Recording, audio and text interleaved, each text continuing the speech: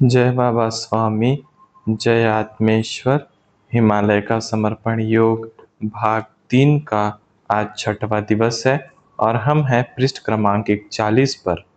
गुरुदेव कहते हैं, एक अनुभूति ही मनुष्य को सब समझा देती है। यह ठीक ऐसा ही है कि शक्कर कितनी मीठी है, उसके ऊपर एक पुस्तक लिख दो और कोई वह पूरी पुस्तक भी पढ़ ले तो भी शक्कर कितनी मीठी लगती है वह जान नहीं सकता है। उससे अच्छा है कि एक चिमटी भर, चुटकी भर शक्कर ही उसे खिला दो। वह सब जान जाएगा कि शक्कर कितनी मीठी होती है और यह अनुभूति उसे जीवन भर शक्कर की मिठास की याद कराएगी। आत्मज्ञान का भी ऐसा ही है। कितनी ही बातें सुन ले या कितने ही ग्रंथ पढ़ ले, आत्मज्ञान की अनुभूति जब तक आपको नहीं होती तब तक इसे संपूर्ण समझा ही नहीं जा सकता है। यह अनुभूति भी एक विचित्र अनुभव ही है, जिसमें अनुभूति पाने वाला अपनी ही मस्ती में मस्त रहकर आनंद प्राप्ति करता रहता है और बाहर से उसे देखने वाले उसे पागल ही समझते हैं। लोग सोचते हैं पागल है, ऐसा भी कभी अनुभव होता है क्या? वे उसे पागल समझते हैं और अनुभूति प्राप्त आत्मज्ञानी दूसरे लोगों को पागल समझता है। वह सोचता है समुद्र में कूदने पर ही तो समुद्र का आनंद लिया जा सकता है। समुद्र में तैरने वाले क्यों घंटों पानी में ही रहते हैं, क्यों जल्दी बाहर नहीं आते हैं? वह तो समुद्र में जाकर ही पता चल सकता है। समुद्र के बाहर रहकर तो आप कह सकते हैं पागल है, घंटों समुद्र में रहते हैं, ठंड नहीं लगती क्या? पर समुद्र किनारे पर खड़े रहकर समुद्र को जाना नहीं जा सकता है। यह भी ठीक ऐसा ही है। आत्मानुभूति का अनुभव इस मनुष्य जीवन का सर्वश्रेष्ठ अनुभव है। यह अनुभव लेने पर फिर कोई और अनुभव लेने का मन ही नहीं करेगा। आत्मानुभूति एक शाश्वत सुख की अनुभूति प्रदान करती है जो कभी जीवन में प्राप्त हुई ही नहीं है। इसे तो जिसने अनुभव किया है वही जान सकता है। यह अभिव्यक्त की ही नहीं जा सकती है। यह गुलाब के फूल की सुगंध के समान है। फूल की सुगंध महसूस की जा सकती है पर दिखाई नहीं जा सकती है, देखी नहीं जा सकती है, लिखी नहीं जा सकती है, पढ़ी नहीं जा सकती है। गुलाब के फूल के सानिध्य में रहने मात्र से ही नैसर्गिक रूप से आ ही जाती है। उसके लिए गुलाब के फूल से प्रार्थना नहीं करनी पड़ती है। गुलाब की खुशबू देना गुलाब के फूल का स्वभाव है। वह यह गुलाब की खुशबू सबको समान रूप से देता है, फिर वह लेने वाला पुण्य आत्मा हो या पापी आत्मा हो। वास्तव में न तो कोई पुण्य आत्मा होता है और न कोई पापी आत्मा होता है। पुण्य और पाप, अच्छा या बुरा, ये तो बाहर के शरीर के संस्कार से होते हैं। सद्गुरु एक गुलाब के फूल की तरह होता है। उसने उनसे आत्मज्ञान की अनुभूति हमें लेनी नहीं पड़ती है और न ही उन्हें देनी पड़ती है। आत्मानुभूति देना उनका स्वभाव बन जाता है। हमें बस उनका सानिध्य मिलना चाहिए। जीवन में गुरु सानिध्य ही सब कुछ है। वास्तव में मनुष्य का जन्म ही गुरु सानिध्य के लिए हुआ है, लेकिन यह गुरु सानिध्य मनुष्य को किस जन्म में मिलेगा वह निश्चित नहीं होता है। जब भी प्राप्त हो उसे अपने जीवन की धरोहर समझकर संजोना चाहिए। पता नहीं वह क्षण फिर जीवन में मिले न मिले, क्योंकि ये क्षण वे होते हैं जिन्हें याद कर हम जीवन भर ऊर्जा पाते हैं, जीवन भर एक आत्मिक सुख का अनुभव करते हैं। मेरी भी स्थिति ऐसी ही थी। गुरुदेव के सानिध्य को मैं संजो कर रख रहा था। ऐसा लग रहा था इस अनुभूति में ही जीवन व्यतीत हो जाए, मैं इसी स्थिति में ही रहूं, अब सब कुछ ठहर जाए। गुरुदेव ने बड़े प्रेम से मेरे सिर पर हाथ फेरा और कहा, बेटा, जीवन में जो भी पाना चाहते हो वह देना सीख लो, फिर पाना नहीं पड़ेगा, स्वयं ही मिल जाएगा। आध्यात्मिक क्षेत्र में प्रयत्न को कोई स्थान नहीं है, क्योंकि सारे प्रयत्न अपने लिए होते हैं। पाने के लिए होते हैं और आध्यात्मिक क्षेत्र में पाना नहीं पड़ता, केवल देना पड़ता है। देने का ही प्रतिफल पाना है। केवल जीवन में आत्मिक सुख बांटो, आत्मिक सुख मिलता ही चला जाएगा। उठो और आज जो चैतन्य मिला है उसे नापो मत, कितना मिला, कितना मिलना चाहिए था, क्योंकि यह सारा बुद्धि का तमाशा है। यह चैतन्य जितना भी मिला है, तुम इस चैतन्य को बांटो। जितना बांटोगे उतना ही बढ़ेगा। तुम्हारे बांटने पर ही तुम्हें मिलना निर्भर होता है। प्राप्त करना तुम्हारे हाथ में नहीं है, पर बांटना तुम्हारे हाथ में है।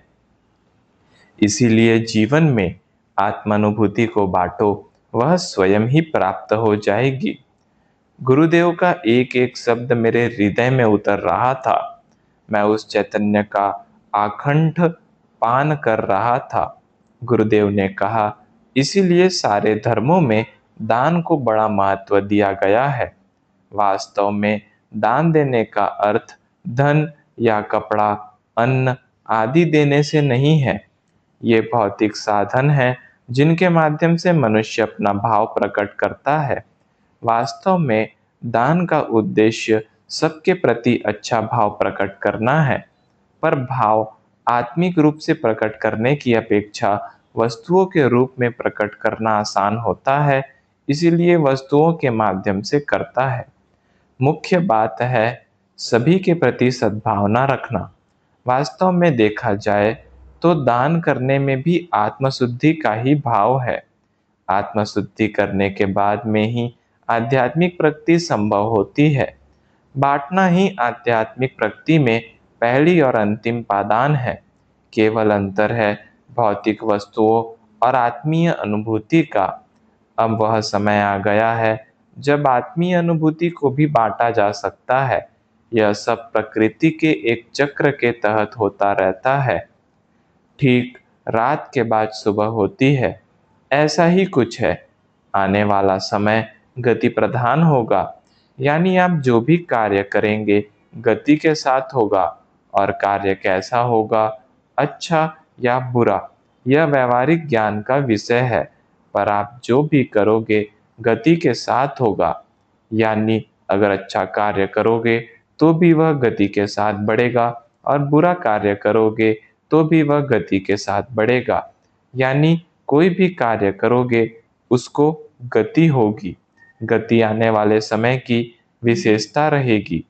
सकारात्मक शक्तियाँ जहाँ सकारात्मक कार्य करेंगी, वहीं दूसरी ओर नकारात्मक शक्तियाँ नकारात्मक कार्य करेंगी। दोनों कार्य बड़ी गति के साथ होंगे। अगर तुम्हारा चित्त अच्छे कार्यों की ओर होगा तो तुम्हारे हाथ से अच्छे कार्य होंगे, और तुम्हारा चित्त बुरे कार्यों की ओर होगा तो तुम्हारे हाथ से बुरे कार्य होंगे। कितने लोगों की सामूहिकता कार्यरत है, यह बात यह निर्धारित करेगी कि कौन से कार्य होंगे और कौन से कार्य अधिक होंगे और कौन से कार्य कम होंगे। जिस दिशा में अधिक सामूहिकता होगी वे कार्य अधिक होंगे। सब कुछ सामूहिकता पर ही निर्भर होता है। आप जो भी सोचोगे वह घटित होगा। अगर सामूहिकता में अच्छा सोचोगे तो अच्छा होगा, और सामूहिकता में बुरा सोचोगे तो बुरा होगा, क्योंकि सामूहिक शक्ति ही महत्वपूर्ण सिद्ध होगी। अब तुम क्या सोचते हो वह तुम्हारे ही ऊपर निर्भर है। बातें करते करते कब रात हो गई पता भी नहीं चला। इस बड़े वृक्ष के समान वृक्ष इस भाग में प्रायः नहीं पाए जाते हैं। वही कैसे वहां था पता नहीं। दूर से वह उस वृक्ष की ओर देखता था तो लगता था कि कोई ऋषि ही ध्यान की मुद्रा में बैठे हुए हैं, और वह कौन सा वृक्ष था वह पता नहीं, पर वह कोई दुर्लभ वृक्ष ही था। ऐसा वृक्ष मैंने मेरे जीवन में कभी देखा नहीं था। उसका तना भी दुर्लभ ही था। वह वड़ बरगद के वृक्ष के समान बड़ा था और चिनार के वृक्ष के समान ऊंचा भी था। छोटे छोटे ही पत्ते थे, लेकिन था बड़ा आकर्षक, और उसकी जड़ें गुरुदेव की गुफा के दरवाजे की चौखट का कार्य करती थी। उसके सानिध्य में पक्षी भी अपने आप को सुरक्षित समझते थे। वह वृक्षराज था। मैंने मेरे जीवन काल में कभी इतना आकर्षण वृक्ष में नहीं देखा था। एक आत्म शांति का अनुभव उसके सानिध्य में होता था। उस वृक्ष के नीचे ही गुरुदेव की गुफा थी और इसी कारण गुरुदेव की साधना का चैतन्य उसे खाद की तरह मिलता था। मैंने उस पर चढ़ने की कोशिश कभी नहीं की क्योंकि वह मेरे लिए वंदनीय था। मैं रोज सुबह उसको नमस्कार करता था और वह भी पत्ते हिलाकर मानो मुझे आशीर्वाद देता था। गुरुदेव के साथ जब मैं आसपास घूमता था, तब देखता था कि गुरुदेव भी किसी फल तोड़ पहले उस वृक्ष को नमस्कार करते थे, उस वृक्ष से प्रार्थना करते थे, "हे वृक्षराज, वृक्ष से मैं थोड़े फल तोड़ रहा हूँ, कृपया तोड़ने की आज्ञा दे।" बाद में बड़ी सरलता व शांति के साथ फल तोड़ते थे। फल तोड़ते समय वृक्ष कम से कम हिले, इस बात का भी वे ध्यान रखते थे। फल अनावश्यक नहीं तोड़ते थे, कच्चे फल भी कभी नहीं तोड़ते थे। वे सदैव कहते थे, मानव और वृक्ष का बड़ा पुराना प्रेम का रिश्ता है और दोनों एक दूसरे के पूरक है। मानव रहेगा तो ही वृक्ष रहेंगे और वृक्ष रहेंगे तो ही मानव भी रह पाएगा। प्रकृति का अपना एक चक्र है और उस चक्र के अंतर्गत ही सब कुछ प्राकृतिक रूप से होता है। बनाना और बिगाड़ना दोनों ही कार्य प्रकृति करती रहती है। वास्तव में बिगड़ता कुछ भी नहीं, बिगड़ना यानी फिर से गढ़ना है। सारी प्रक्रिया ही सृजनात्मक है, एक ही दिशा में है, पर हम उस चक्र की गति से पीछे चलते हैं, इसीलिए हमें लगता है कि प्रकृति विनाश कर रही है। वास्तव में प्रकृति विनाश कभी भी नहीं करती है, बल्कि हमें जो विनाश दिखता है, वह किसी निर्माण की तैयारी होती है। हमारी अज्ञानता से हमें लगता है कि विनाश हो रहा है। वास्तव में यह पुनर्निर्माण की ही शुरुआत होती है। प्रकृति का अपना एक चक्र है, अपनी एक लय है, अपनी एक गति है और यह सब एक संतुलन के साथ ही होता रहता है। प्रत्येक वनस्पति, प्रत्येक वृक्ष के जंगल, जंगल के प्राणी, प्रत्येक मनुष्य, प्रत्येक जीव सब इस प्रकृति के ही अभिन्न अंग है। इसमें से हम हमारे स्वार्थ के लिए कुछ कम या अधिक करने का प्रयास करेंगे तो वह प्रकृति के बीच हस्तक्षेप ही होगा। सारे जीव जंतु भी इस प्रकृति के चक्र के तहत ही रहते हैं। हमारे मन में केवल मनुष्य ही नहीं, जीव जंतुओं के प्रति भी सद्भावना होनी चाहिए। सृष्टि के प्रत्येक जीव जंतु को भी जीने का उतना ही अधिकार है जितना कि मनुष्य को है। मनुष्य सब प्राणियों में अधिक बुद्धिमान प्राणी है, इसीलिए मनुष्य का नैतिक दायित्व है कि वह बाकी सभी प्राणियों को संभाले और उन्हें भी विकसित होने में मदद करे। प्राकृतिक संतुलन को बनाए रखना मनुष्य के लिए आवश्यक है। मनुष्य अपने जीवन के अधिकारों के लिए तो संगठित होकर प्रयास करता है, पर ऐसा ही प्रयास उसने औरों के जीवन के अधिकारों के लिए करना चाहिए। प्रत्येक जीव जंतु को भी जीने का उतना ही अधिकार है जितना कि मनुष्य को है। क्योंकि किसी भी जीव जंतु का निर्माण मनुष्य नहीं कर सकता, तो किसी भी जीव जंतु को मार डालने का या नष्ट करने का अधिकार भी मनुष्य को नहीं है। किसी को मार डालना प्रकृति के नियम के विरुद्ध है, फिर चाहे वह जीव जंतु ही क्यों न हो। इस पृथ्वी पर प्राकृतिक जंगल होने चाहिए जो प्रकृति के संतुलन को बनाते हैं और प्राकृतिक तरीके से ही बढ़ते हैं। अपने जंगल ही है जो पर्यावरण को बनाए रखते हैं। जंगल की प्रत्येक वनस्पति महत्वपूर्ण है, सब मिलकर ही एक प्राकृतिक वातावरण बना है। हमारा प्रत्येक का कर्तव्य है कि हम उसे बनाए रखें। प्राकृतिक वातावरण ही मनुष्य को शांति दे सकता है। प्राकृतिक शांति वह संगीत है जो प्रकृति की शरण में आने के बाद ही सुनाई देता है। मनुष्य कभी भी उसका निर्माण नहीं कर सकता है। यह संगीत सकारात्मकता है, जोड़ता है। यह कारण है कि मनुष्य जब अशांत होता है तो प्रकृति की शरण में जाता है। मनुष्य ने सदैव प्रकृति की शरण में ही रहना चाहिए ताकि प्रकृति के साथ समरस हो सके। क्योंकि मनुष्य प्रकृति से जितनी समरसता स्थापित करेगा, उतना ही वह स्वयं भी अपने मूल स्वभाव को प्राप्त होगा, उतनी ही उसे शांति प्राप्त होगी। उसी प्राकृतिक शांति को प्राप्त करने के लिए ऋषि मुनि जंगल की ओर आते हैं।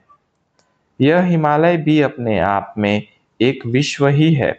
वह जितना बाहर है, उससे अधिक वह भीतर है। इसके भीतर जितना जाते हैं, गहराई बढ़ती ही जाती है। सामान्यतः इस हिमालय के पवित्र क्षेत्र में दो प्रकार के लोग आते हैं। एक वे पर्वतारोही होते हैं जो इस हिमालय की ऊंचाई नापना चाहते हैं। कई उस ऊंचाई को पाने में ही अपना जीवन लगा देते हैं। कई उस ऊंचाई को प्राप्त कर पाते हैं तो कुछ नहीं कर पाते हैं। कुछ पर्वतारोही तो उस ऊंचाई को पाने की इच्छा में ही काल के ग्रास बन जाते हैं। यह हिमालय के क्षेत्र का आकर्षण इतना अधिक होता है कि मृत्यु का भय भी नहीं रहता है। वह भय भी समाप्त हो जाता है। मनुष्य को सबसे अधिक भय मृत्यु का ही होता है। वह भय भी यहाँ आकर समाप्त हो जाता है। इसका कारण है निर्विचारता की स्थिति। यहाँ पर आकर मनुष्य को निर्विचारता की स्थिति प्राप्त हो जाती है। कई बार भोजन का भी ध्यान नहीं रहता है। कई बार मौसम का ध्यान नहीं रहता है। कई बार ठंड से ही कई पर्वतारोहियों की मृत्यु हुई है। कई बार वे मृत्यु के द्वार तक की यात्रा भी कर चुके हैं। फिर भी एक प्रकार का जुनून उन पर हावी रहता है। एक बार जो इस क्षेत्र में आया, वह बार बार आता ही है। ये सभी पर्वतारोही यहाँ शारीरिक स्तर पर आते हैं। उनके प्रयत्न भी शारीरिक स्तर पर होते हैं, क्योंकि वे हिमालय की ऊंचाई पाना चाहते हैं। इस प्रयास में भी वे कब हिमालय के हो गए, उसका उनको भी पता नहीं चलता है। पर्वतारोही तो पता नहीं विश्व के किन किन कोनों से आते हैं। वे बार बार प्रयास करते रहते हैं। वे जब अपने देश आते हैं, तब भी वे चित्त से हिमालय में ही रहते हैं। हिमालय का आकर्षण ही कुछ ऐसा है। कई बार अधिक ऊंचाई पर सांस लेने की समस्या भी आ जाती है, क्योंकि प्राणवायु की कमी हो जाती है। कई बार इस कारण भी ऊंचाई पर पहुंचकर वे वापस नीचे सुरक्षित नहीं आ पाते हैं। सबका अपना अभ्यास है, साधना है। इन सब के लिए भी मनुष्य को प्रकृति में समाहित होते आना चाहिए। जो प्रकृतिमय हो गया, वह प्रतिकूल स्थिति में भी अपना जीवन सुरक्षित रख पाता है। एक और ऐसे पर्वतारोही होते हैं जो दूसरी ओर ध्यान योगी होते हैं। जब भी मनुष्य को सत्य को जानने की इच्छा होती है, वह हिमालय की ओर भागता है। इसका मुख्य कारण है, हिमालय में जो भी योगी आए, वे हिमालय के ही होकर रह गए, वापस कोई नहीं गया है। मैं भी इसका अपवाद नहीं हूँ। मैं भी यहाँ आया और यहीं का होकर रह गया, वापस नहीं जा पाया। जो हिमालय से समरस हो जाता है, वह उसी का अंग बन जाता है, वापस जा ही नहीं पाता है। योगियों का मार्ग अलग है। वे हिमालय की ऊंचाई नापने नहीं आते हैं, वे उसकी गहराई नापने आते हैं। योगी हिमालय पर विजय नहीं पाना चाहते। वे तो अपने आप को ही हिमालय को समर्पित कर देना चाहते हैं और अंत में समर्पित कर देते हैं। फिर उनमें भी हिमालय का स्थायी भाव आ जाता है। इसी कारण यहाँ पर प्राप्त हुआ ज्ञान का खजाना लेकर कोई वापस जा ही नहीं सका है। जो आया है, वह आया, जाने का रास्ता भी नहीं ढूंढ पाया, क्योंकि वापस जाने की किसी की इच्छा ही नहीं थी। इसी कारण ध्यान का सही स्वरूप आज तक समाज में नहीं पहुंच पाया है। ध्यान के संपूर्ण ज्ञान को अभी समाज जान नहीं पाया है। इसी कारण से मनुष्य समाज समझता है निर्विचारता यानी ध्यान। वास्तव में निर्विचारता तो केवल एक स्थिति है जिसमें से ध्यान में जाया जाता है, पर निर्विचारता यानी ध्यान नहीं है। निर्विचारता तो एक शारीरिक स्थिति है। अपने आप को किसी एक बिंदु पर केंद्रित करके अपने विचारों को नियंत्रित कर लेने की अवस्था निर्विचारता की स्थिति कहलाती है। विचारों को नियंत्रित करने में भी कर्ता का भाव है। इस स्थिति तक भी मनुष्य का शारीरिक अस्तित्व बना ही रहता है। यह स्थिति मनुष्य को थोड़ी शांति अवश्य प्रदान करती है, पर निर्विचार स्थिति यानी ध्यान नहीं है। यह भी शारीरिक स्थिति है। इस स्थिति में भी मनुष्य शारीरिक स्तर पर ही रहता है। निर्विचार स्थिति वह माध्यम है जिस स्थिति में से ध्यान की उच्च अवस्था में जाया जा सकता है, पर अपने शरीर के अस्तित्व को भुलाकर ही, और यह अस्तित्व भुलाया जा सकता है केवल समर्पण करके। इसीलिए ध्यान की उच्च स्थिति सामूहिकता में अपना समर्पण करके ही पाई जा सकती है। ध्यान की उच्च अवस्था पाने का यह एकमात्र मार्ग है। यहाँ पर हिमालय में जो भी योगी आता है वह प्रथम निर्विचारता की स्थिति प्राप्त करता है, फिर हिमालय के ही किसी गुरु से अनुभूति को प्राप्त करता है और फिर अपने आप को अपने उस गुरु को ही समर्पित कर देता है। वास्तव में गुरु भी माध्यम है उस सामूहिकता तक पहुंचने का, क्योंकि वह सामूहिक शक्ति ही परमात्मा है। इस प्रकार फिर परमात्मा में अपना अस्तित्व विलीन करने के बाद योगी का अपना अस्तित्व ही बाकी नहीं रह जाता है, तो हिमालय से वापस कौन जाएगा? वापस जाने के लिए अलग अस्तित्व होना तो आवश्यक है। इसीलिए जो भी हिमालय में गया वह हिमालय का ही हो गया, और वह समर्पण का ज्ञान भी इन हिमालय की वादियों में ही सिमट कर रह गया। ध्यान की संपूर्ण पद्धति आज भी मनुष्य समाज को मालूम नहीं है, क्योंकि वह जानकर कोई वापिस नहीं गया है, जबकि हिमालय के प्रत्येक गुरु की इच्छा है कि यह ज्ञान सामान्य से सामान्य मनुष्य तक पहुँचे, पर आज तक नहीं पहुँचा है, क्योंकि वैसा घटित होने का समय नहीं आया था। पर अब वह समय आ गया है कि यह ज्ञान सभी लोगों तक पहुंचे। इसीलिए उन गुरुओं ने अपनी इच्छा शक्ति से एक माध्यम का निर्माण किया है, जिस माध्यम का जन्म ही पाने के लिए नहीं, देने के लिए हुआ है। वह माध्यम तुम हो। वे गुरु अपना सारा ज्ञान तुम्हारे माध्यम से मनुष्य समाज को देना चाहते हैं, और उस ज्ञान के प्रचार प्रसार का समय भी आ गया है। जय बाबा स्वामी, जय आत्मेश्वर।